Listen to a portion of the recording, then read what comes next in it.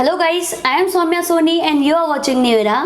Guys, जैसा कि आप जानते हैं कि अभी कोरोना का आउटब्रेक है, उसकी वजह से पूरे इंडिया में भी लॉकडाउन है एंड जो हमारे JEE main and JEE advance के एग्ज़ाम जो पहले होने वाले थे वो ऑलरेडी पोस्टपोन हो चुके हैं।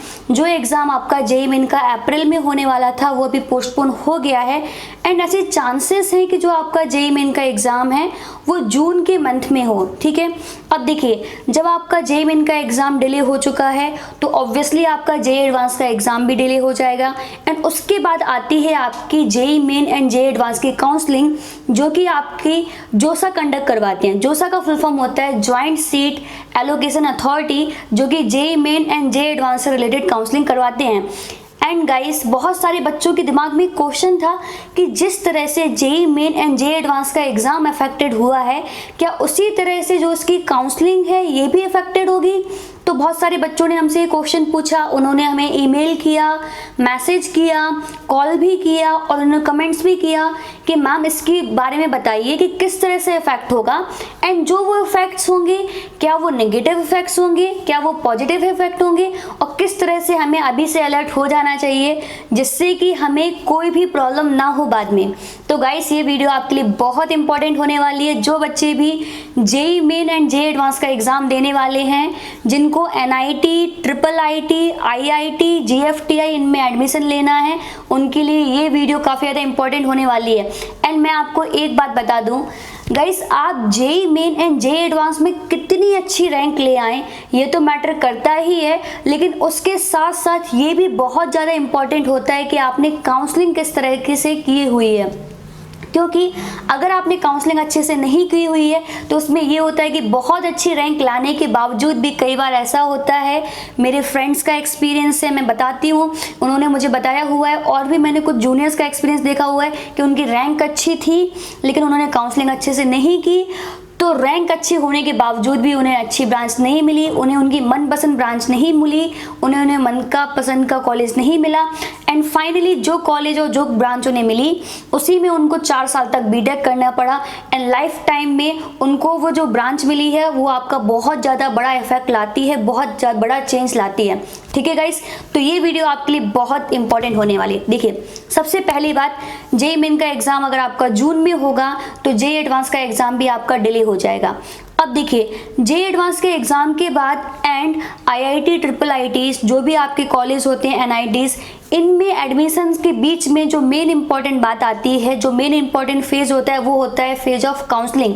पहले आप अगर देखेंगे प्रीवियस ईयर में ऑब्जर्व करेंगे तो जो काउंसलिंग आपकी होती थी उसका जो ड्यूरेशन होता था वो काउंसलिंग आपकी लगभग 1 महीने 10 दिन तक चलती थी। उसमें आपके अराउंड 7 राउंड्स होते थे, एक स्पेशल राउंड भी होता था। ठीक है, नाउ यहाँ पर देखिए, क्योंकि ऑलरेडी सब कुछ डिले हो चुका होगा, ठीक है, एग्जाम की वजह से एंड जो एडमिशन होंगे वो डिले हो चुके होंगे, तो उसके बाद जो काउंसलिंग होगी, तो जब पहले आपको काउंसलिंग में 1 महीना 10 दिन का समय मिलता था, इस बार हो सकता है कितना ज़्यादा समय नहीं मिले क्योंकि एडमिशन डिले हो चुके हैं, वो उनको बहुत ज़्यादा डिले नहीं कर सकते। अगर उन्होंने बहुत ज़्यादा डिले किया तो जो एकेडमिक सेशन होगा आपका बहुत लेट स्टार्ट होगा। ठीक है, दैट्स वाई ऐसे चांसेस हैं बहुत ज़्यादा कि इस बार काउंसलिंग आपकी 20 दिन के अराउंड में ही पूरी हो जाए।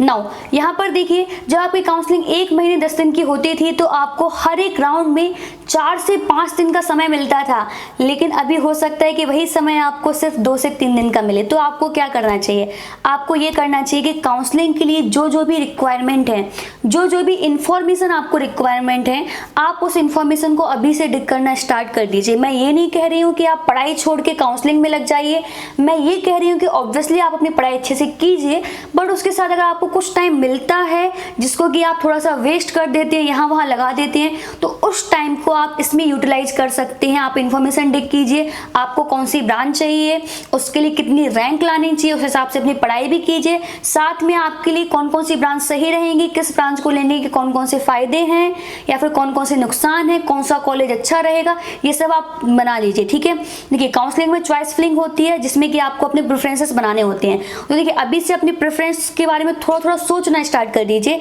एंड जैसे ही आपका JEE main and JEE advance का एग्जाम ओवर होता है उसके बाद तो आपका पूरा ध्यान काउंसलिंग की तरफ हो जाना चाहिए। नाउ सेकंड जो बात है that is very very important, वो बात ये है कि गाइस जेईई मेन की काउंसलिंग में जो सबसे इम्पॉर्टेंट बात होती है वो होती है कि भाई कौन से डॉक्यूमेंट्स ऐसे होते हैं कि जो रिपोर्टिंग सेंटर के टाइम पे रिक्वायर्ड होते हैं, एंड वो डॉक्यूमेंट्स आपके पहले से बने होने चाहिए। जैसे कि आप जानते हैं कि भाई सबसे इंपॉर्टेंट डॉक्यूमेंट आपके होते हैं, एक होता है आपका कास्ट सर्टिफिकेट या फिर कैटेगरी सर्टिफिकेट, और दूसरा डॉक्यूमेंट आपका होता है इनकम सर्टिफिकेट। नाउ ये डॉक्यूमेंट ऐसे होने चाहिए जो कि आपके एडमिशन से या फिर जिस टाइम पे आप रिपोर्टिंग सेंटर में गए हैं उससे 3 महीने पहले तक की ड्यूरेशन में ही होने चाहिए, मतलब 3 महीने से ज़्यादा पुराने नहीं होने चाहिए।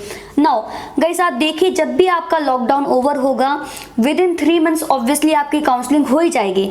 तो लॉकडाउन जैसे ही ओवर होता है उसके जस्ट बाद आपको अपने डॉक्यूमेंट्स बनवा लेने चाहिए। अब मैं ऐसा क्यों कह रही हूँ आप खुद समझिए कि भी लॉकडाउन है, काफ़ी गवर्नमेंट ऑफिसेस ऐसे हैं जो कि अभी वर्क नहीं कर रहे हैं या फिर उतनी स्पीड से वर्क नहीं कर रहे हैं। नाउ जैसे ही लॉकडाउन आपका ओवर होगा उसके बाद जो उसमें पेंडिंग वर्क्स चले हुए होंगे पहले उन पेंडिंग वर्क्स को वो करेंगे, ठीक है। उसके बाद अगर आप चाहते हैं सर्टिफिकेट बनवाने के लिए तो हो सकता है कि आपको ज़्यादा टाइम लगे, एंड अगर आपने सर्टिफिकेट नहीं बनवाया, काउंसलिंग आ गई, ठीक है, काउंसलिंग में वैसे भी आपको थोड़ा कम टाइम मिलेगा, तो ऐसा हो सकता है कि आपको जो इम्पोर्टेंट रिजर्वेशन मिलने वाला था, जो भी आपको बेनिफिट्स मिलने वाले थे वो आप नहीं ले पाए, ठीक है।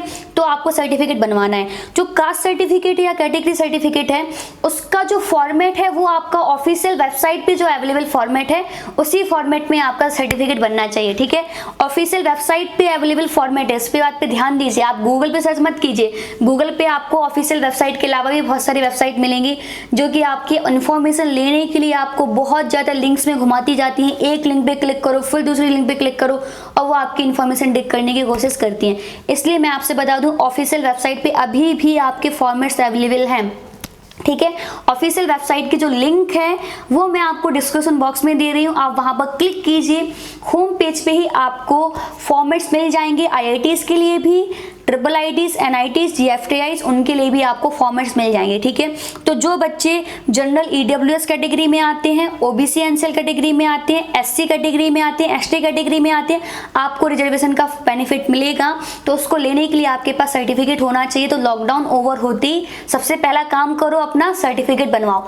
नेक्स्ट, सभी बच्चों के लिए जो कैटेगरी में आते हैं या नहीं आते हैं आपका इनकम सर्टिफिकेट जरूर होना चाहिए, क्योंकि भाई इनकम सर्टिफिकेट आपका जो होता है वो एडमिशन के टाइम पे रिक्वायर्ड होता है। तो इसलिए आपको इनकम सर्टिफिकेट अपना बनवा लेना चाहिए, अपने फादर का इनकम सर्टिफिकेट भी बनवा लेना चाहिए लॉकडाउन ओवर होते ही। अगर आपके सर्टिफिकेट बने हुए हैं ऑलरेडी तब भी आपको इनको रीन्यू करवाना होगा, तो आप उनको रीन्यू जरूर करवा लीजिएगा, ठीक है। नाउ ये बातें आपके लिए बहुत इंपॉर्टेंट थी। नाउ एक और इफेक्ट है जो कि हो सकता है वो ये है गाइस, जैसे कि आप जानते हैं कि ऑलरेडी आपके JEE मेन जे एडवांस के जो एग्जाम है वो डिले हो चुके हैं। नाउ कुछ कॉलेज क्या होते हैं कि अपने अलग से एग्जाम करवाते हैं, जैसे कि बहुत सारे स्टेट्स हैं जो कि अपने स्टेट लेवल के अलग इंजीनियरिंग एग्जाम कंडक्ट करवाते हैं। इंजीनियरिंग के जो एंट्रेंस एग्जाम होते हैं वो कंडक्ट करवाते हैं जो स्टेट लेवल के इंजीनियरिंग कॉलेज है उनमें एडमिशन लेने के लिए, ठीक है।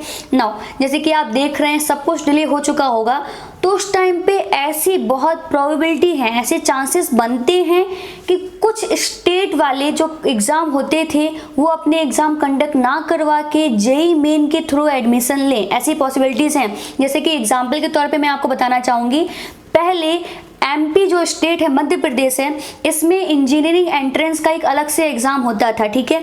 लेकिन अब क्या हो गया है, अब वो JEE मेन के थ्रू एडमिशन लेते हैं। JEE मेन के मार्क्स के बेसिस पे ही उनकी काउंसलिंग होती है। और ऑब्वियसली कोरोना आउटब्रेक से बहुत कुछ इफेक्ट हो चुका है, तो इस बार चांसेस हैं कि जो स्टेट अपने अलग अलग एग्जाम कंडक्ट करवाते थे वो भी JEE मेन के थ्रू आपका एडमिशन लें।